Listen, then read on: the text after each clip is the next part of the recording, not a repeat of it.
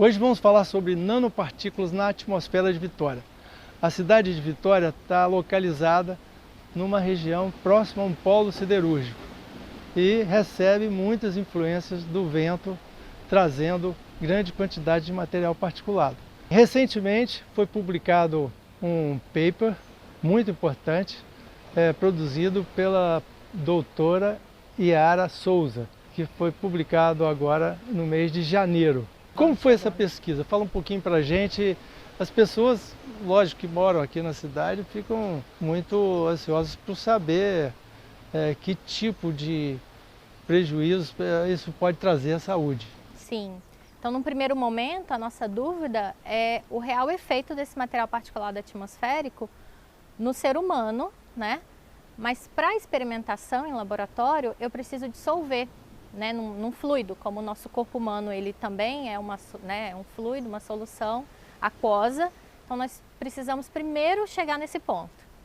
E aí tem toda a interação, solubilização, e nós descobrimos que esse material particulado em soluções aquosas, ele se transforma em nanopartículas.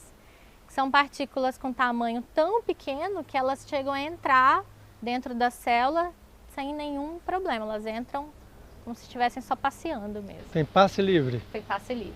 Né? Certo. E aí o material que vocês usaram para fazer essa coleta de informações foi o PM10? Isso. Nós usamos tanto o PM10, né, que é o controlado pela legislação mundial e inclusive aqui do Espírito Santo. Explica, né, o que é PM10 para o nosso... Material particulado atmosférico, que tem 10 micrômetros de tamanho, né? São bem pequenos, né? Bem pequeno e que ele consegue, né, entrar na nossa via respiratória superior.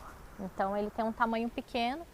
E aí existe o tamanho 2,5 micrômetros, né, que é um material particulado um pouco menor, que ele já tem um tamanho que afeta os bronquíolos, né, o pulmão, ele já tem um controle na legislação maior, porque ele tem um tamanho um pouco menor, né, 4 vezes menor do que o PM10. E aí com a diluição chegamos às nanopartículas. Isso, né, que é muito menor, que aí realmente passa livremente pela célula, e não importa onde ele esteja, ou na via aérea superior ou inferior. Se ele estiver numa solução aquosa, ele vai para todos os fluidos corpóreos.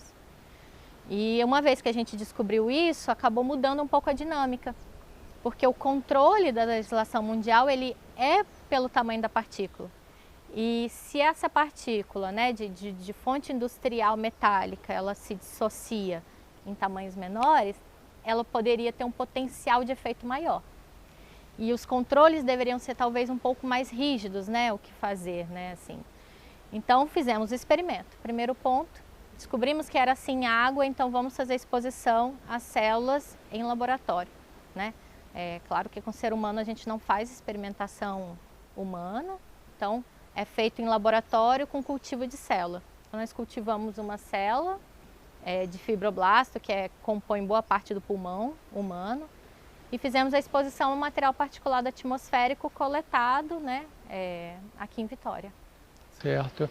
E vocês têm um trabalho articulado com várias universidades, tanto de São Paulo quanto uma universidade da Grã-Bretanha, né? Isso, foi assim, à medida que fomos construindo, né, um projeto de 13 anos já, então foram feitas colaborações que perpetuam, né? Elas nos acompanham até hoje. Então, a primeira colaboração que a gente teve foi com a Universidade Nacional de Córdoba, na Argentina, para fazer todas as análises químicas. Depois foi com a Universidade de Hull, na Inglaterra, né, que é onde também temos até hoje. E, por fim, a gente fez parte das análises no James Hilton Institute na Escócia, né, e eles fizeram a parte de análise ambiental forense, então eles foram bem importantes para essa associação.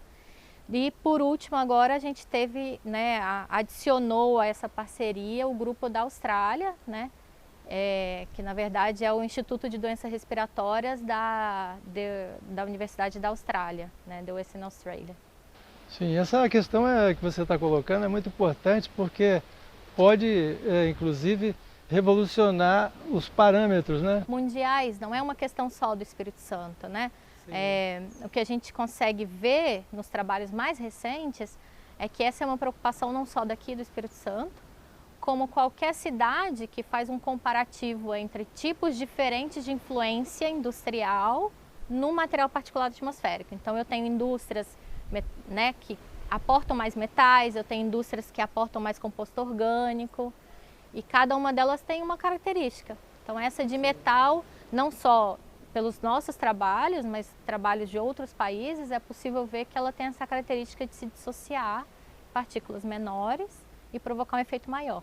Esse é o problema. Agora deve ter também alguma interferência das questões climáticas, né? A temperatura, velocidade de vento. Num primeiro momento eu acreditei que a maresia, né, e o sal, ele pudesse funcionar como se fosse uma cola e aglutinar essas partículas. Sim.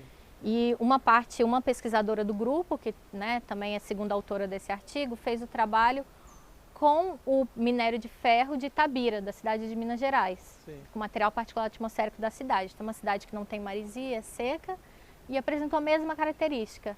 Se dissocia em nanopartículas e entra dentro das células pulmonares. Então, assim, essa ideia, né, essa hipótese não se confirmou. A primeira grande resposta foi justamente essa, vocês provarem essa diluição, essa penetração a nível de alvéolos, né? Sim, a nível celular. A nível celular, que é mais ainda... Então nós confirmamos que ele realmente entra dentro da célula, né? Então não só por uma análise química, a gente também utilizou análise de microscópio, então eu tenho uma foto em que eu vejo, às vezes é mais... É visual, né, para o ser humano, então nós temos por microscopia eletrônica de transmissão, a gente vê todas as partículas metálicas dentro da célula pulmonar. Sim. Então, e aí foram vários metais. Isso tudo é por microscopia eletrônica. E análise química, né, elementar, e a microscopia eletrônica de transmissão e os ensaios biológicos. Que foram feitos. Yara, e as doenças que podem advir disso? Daí é uma outra fase da pesquisa, uma outra etapa? Ou você já tem indicações? A nível celular a gente consegue indicar que houve sim um dano mutagênico, né, que é o principal responsável pela ocorrência de câncer, né?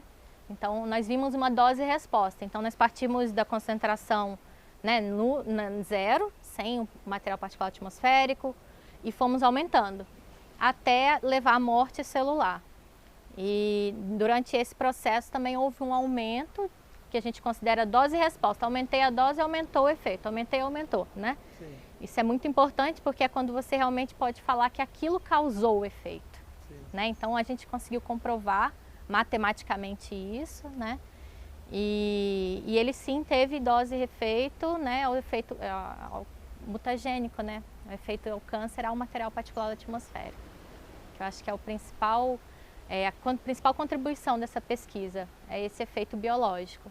Então eu tenho dano do DNA, a gente conseguiu ver também um dano em estruturas celulares que tentam eliminar o metal, elas não conseguiram, né? A gente vê até uma determinada concentração, às vezes vai e outras não. Então tem um gasto energético do corpo, de pegar tudo isso e tentar eliminar, né? E os metais que a gente sabe que o nosso corpo tem uma grande dificuldade de eliminar, muitas vezes não elimina. Então ele fica ali interagindo, né? Um resultado também desse trabalho é que as partículas de metais estavam soltas dentro da célula e dentro do DNA. A gente tem algumas assim, ó, dentro do DNA junto, tô ali podendo fazer qualquer efeito. Normalmente se espera, né, que uma vez que entra em contato com a célula tente criar uma proteção, uma barreira. Não houve essa barreira, né? Então a gente tem os metais ali livres. Foi assimilada livremente. Dentro do núcleo, as partículas pequenas e com todo o potencial cancerígeno, assim, mutagênico. Quais são as suas recomendações? Eu acho que tem que ter uma conversa com o órgão ambiental, né? Isso não só aqui no Espírito Santo, como a nível de Brasil e mundial, né? Por uma determinação da origem do material particulado atmosférico, como ele se comporta em uma solução, né, parecida com o corpo humano, e ver o tamanho, não só o tamanho no ar, como o tamanho, né, nas soluções. E aí, se o tamanho nas soluções for diferente, aí sim, eu acredito que tem que ter um limite mais rígido, né, um limite um pouco mais das partículas, né, com relação ao tamanho das partículas. Tem um limite um pouco mais rígido. A nível nacional, acho que também esse trabalho teria que ser iniciado com o Ministério do Meio Ambiente, CONAMA, né? Conselho Nacional do Meio Ambiente. Os resultados, inclusive, da sua tese, né? De doutoramento. Qual é o título da tese? O efeito, né, das nanopartículas metálicas no último nível trófico, que seria no caso o ser humano. Então a pesquisa está à disposição, um trabalho de qualidade para os órgãos ambientais, né, conseguirem construir uma legislação mais adequada.